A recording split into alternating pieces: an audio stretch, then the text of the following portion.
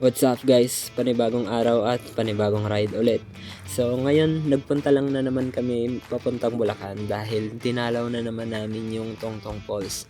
This is my second time to visit Tongtong Falls dahil sinamahan ko yung dalawa kong kaibigan na to dahil last time hindi sila nakasama sa ride namin.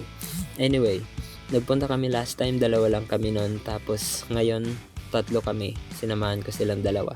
Ngayon lang ulit sila nagbike kaya lagi ko silang naiiwan. Charot, naka-road bike lang talaga ako kaya naiiwan ko sila. At ayun, hindi ako masyadong sanay mag-ride ng maraming kasama or may kasama kaya madalas ko sila maiwan. Char.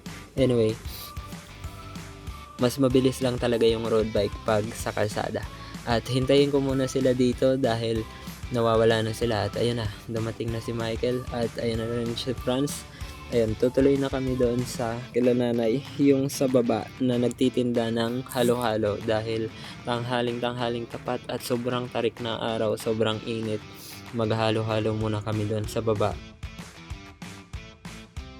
At ayan na, nakarating na kami dito sa may kila nanay kaso wala raw silang halo-halo dyan kaya lumipat kami doon sa kabila.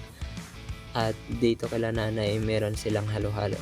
Anyway, hanggang dito na lang yung video dahil tatapusin ko na to. Bye bye.